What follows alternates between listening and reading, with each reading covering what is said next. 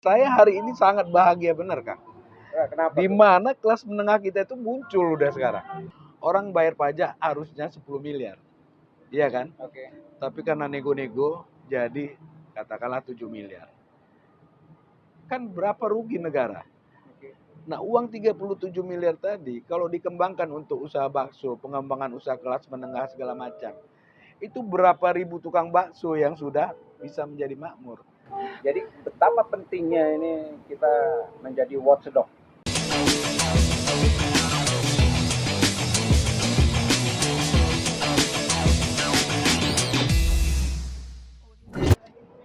Halo guys, sekarang kali ini kita ketemu sama kawan ini.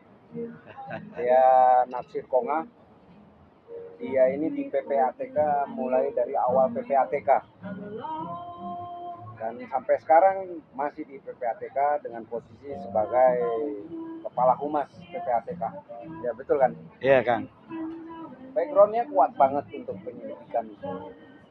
Kenapa? Karena dia juga banyak mengikuti kursus-kursus di luar, termasuk dari FBI.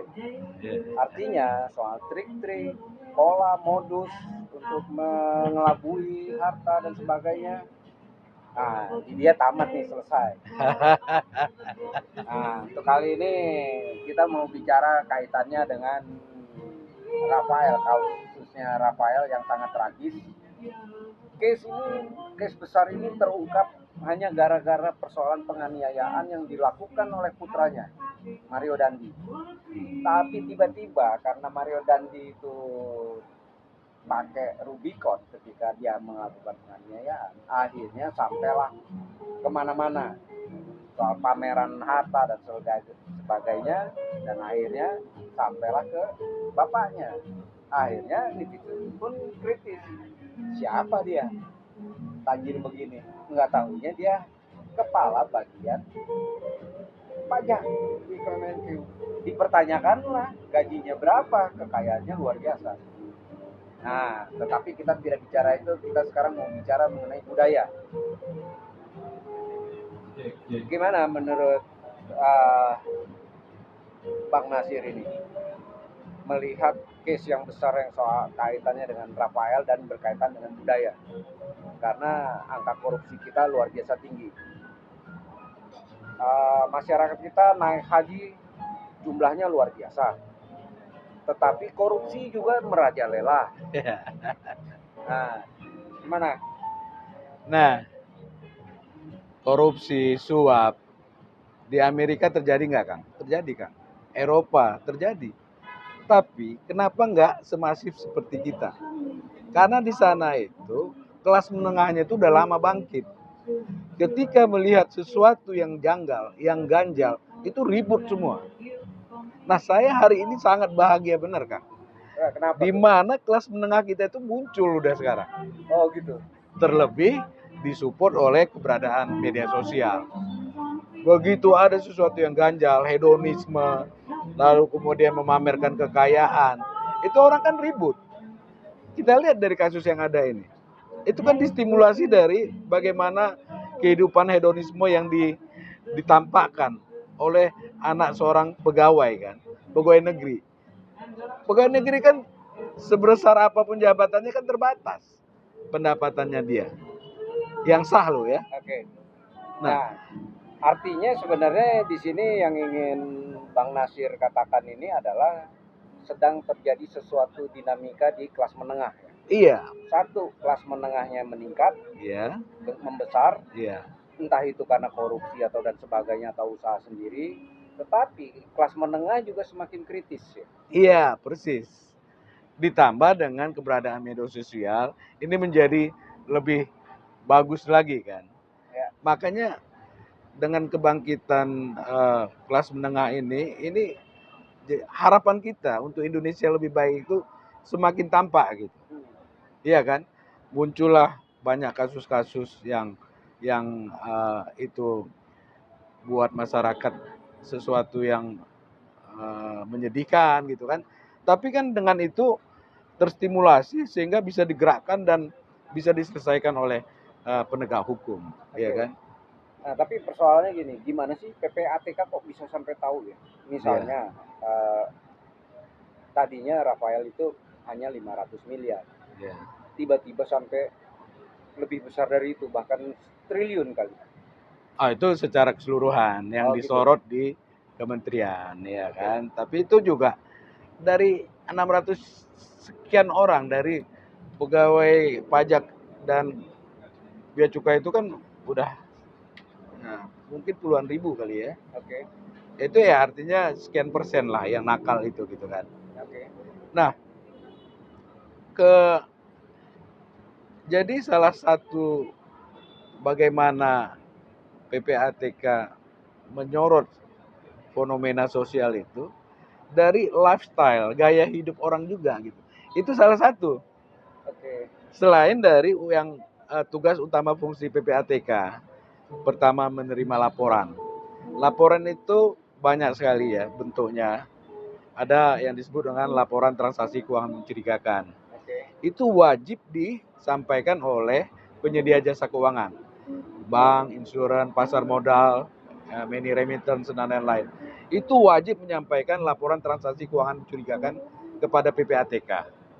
Apa yang dimaksud dengan transaksi keuangan mencurigakan? Transaksi yang di luar dari profil, karakteristik. Contoh lah, terduga misalnya, golongan 4, gaji pokok 5 juta, tunjangan 50 sampai 70 juta katakan. Itu profil dia. Itu kan sekitar 70-80 juta sebulan. Iya kan? Dan ketika kita buka rekening di bank kan harus isi form. Nama, tempat tanggal lahir, kan, pekerjaan, berapa gajinya. Itulah profil dia. Nah, suatu ketika misalnya ini contoh ya, dapat transfer 10 miliar. Bank lihat, oh ini janggal ini. Di luar dari kewajaran. Oke. Karena profilnya tadi kan, Iya. dilaporlah ke PPATK sebagai laporan transaksi keuangan mencurigakan. Lalu PPATK analisis. Oh ternyata dia baru dapat harta warisan. Nggak ada masalah. Karena orang di Indonesia kaya itu nggak ada masalah. Yang masalah itu uang hasilnya itu tadi loh. Dari mana? Dari mana? Oke. Iya kan? Oke. Nah, Nah, konteks ini sebenarnya kalau tidak ada kasusnya Mario Dandi, itu kasus Rafael itu nggak akan muncul ya? muncul dong. Kan kita udah 2012 itu sampaikan ke penyidik, ke Rafael itu. inspektorat. Oh, Rafael itu sudah dari 2012. masuk radarnya PPATK. Udah hasil analisis kita sampaikan ke penyidik. Oh. Nah itu tadi kenapa saya bilang saya senang sekarang ini Kang. Ada kelas menengah yang bangkit. Kan distimulasi oleh anaknya yang hedon tadi kan. Ya, stimulan dari anaknya ini Iya. terus diinikan oleh netizen. Iya. Akhirnya yang sudah diungkap oleh PPATK di awal tahun Bisa terangkat. 2022 bisa terangkat. Iya. Oh alah. Guys, jadi kayaknya kalian ini para netizen ini harus lebih kritis nih guys. Iya dong. Jadi PPATK dan kita semua bangsa kita rakyat Indonesia berterima kasih kepada netizen. Berkat netizen lah ini bisa lebih terungkap besar. Sama dengan kasus Sambo ini. Sambo pun terungkap karena salah satunya adalah stimulan dari para netizen. Gitu guys. Benar, benar sekali Kang Dadi ya. Jadi salah satu juga banyak kasus yang kita ungkap itu bagian dari informasi laporan masyarakat kepada PPATK. Dan kita siapkan itu infrastruktur untuk masyarakat mengadu. Bisa lewat website, WA, datang langsung, segala macam. Karena itulah kami benar-benar memahami betul bahwa tanpa adanya masyarakat, netizen, itu kita nih nggak akan banyak bisa bergerak. Oke. Nah, balik lagi ke soal Rafael ini. Rafael ini gimana PPATK bisa mengatakan bahwa dana-dana yang masuk di dia atau apa itu berkaitan dengan dia. Sementara kan atas nama bukan atas nama dia itu. Nomine ya. Ya. Memang di sini menariknya Kang.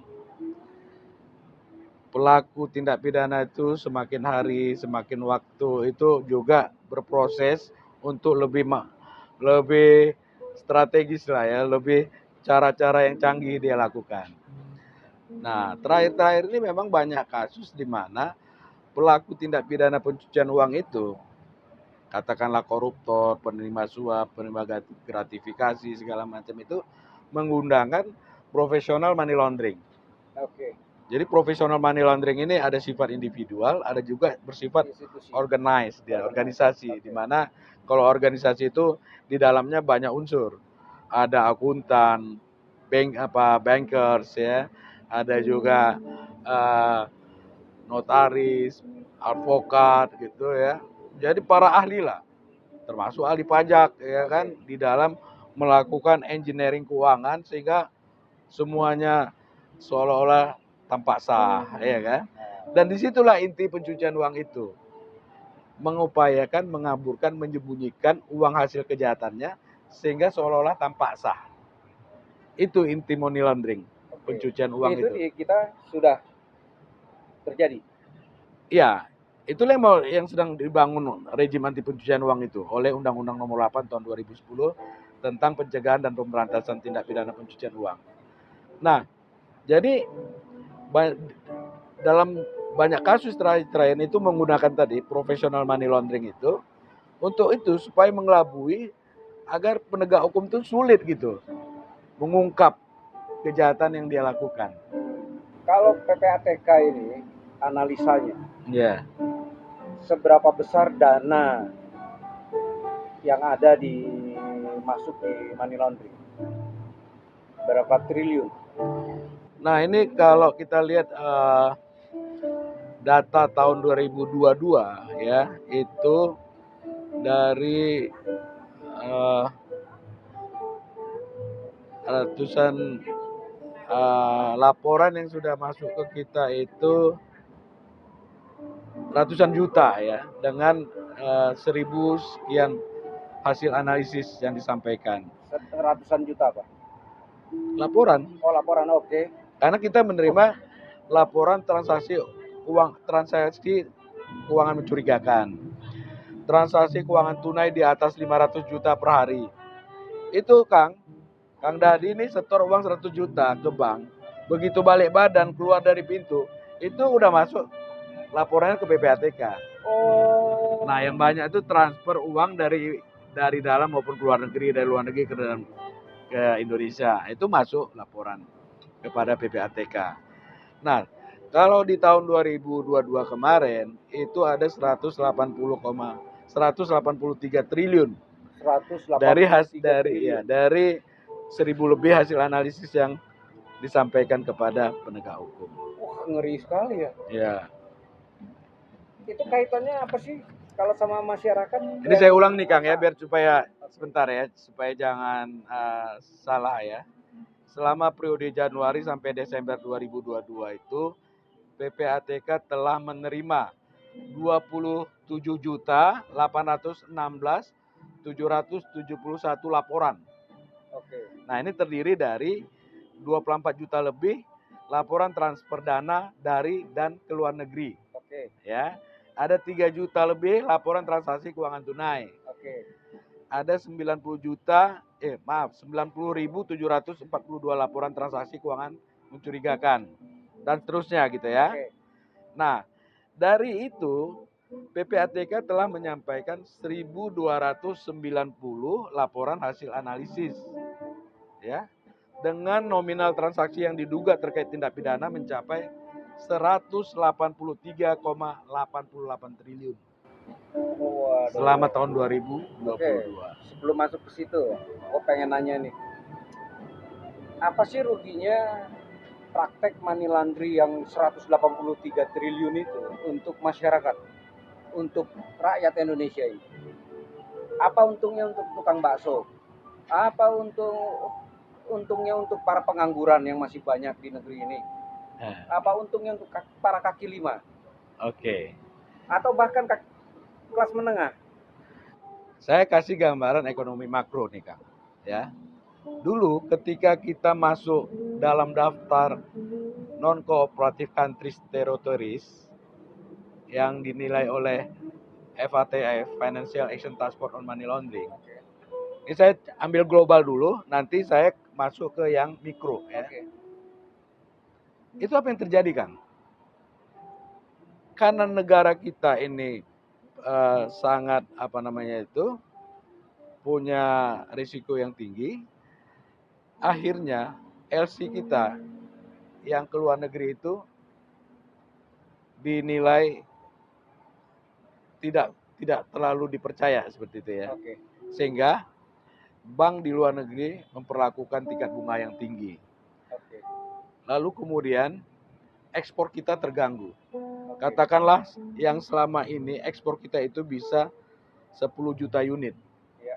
Tapi karena kita kalah bersaing, hanya kita melakukan ekspor separuhnya. Oke. Ya, 500.000 jadinya. Oke.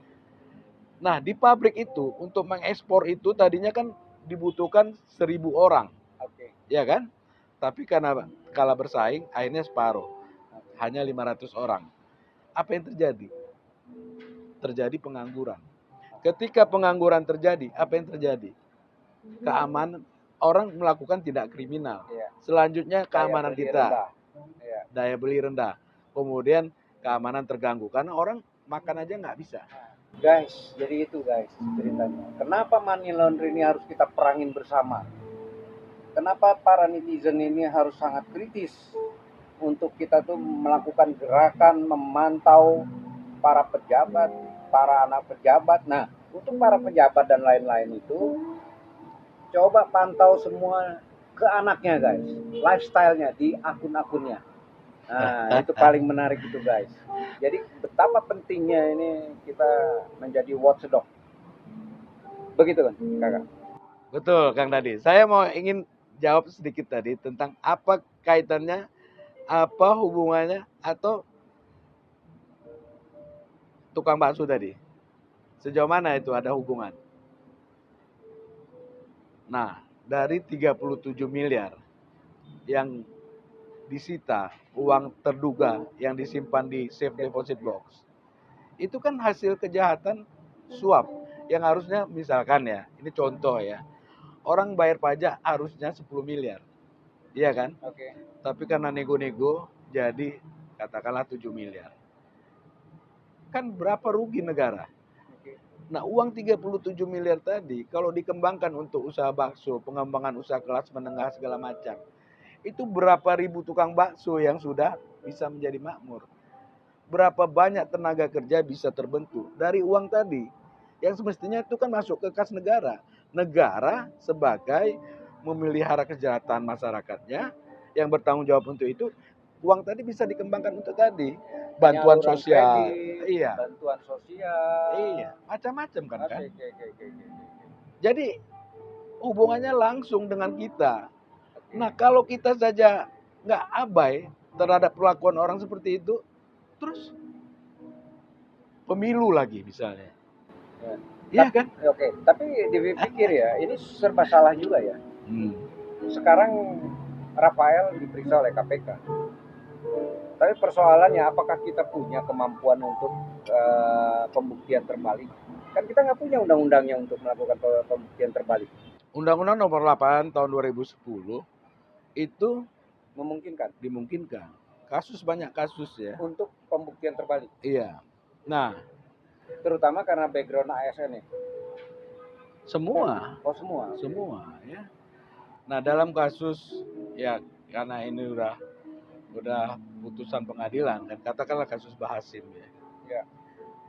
Dia kan menyebutkan bahwa dia punya usaha ekspor ke luar negeri, ya kan?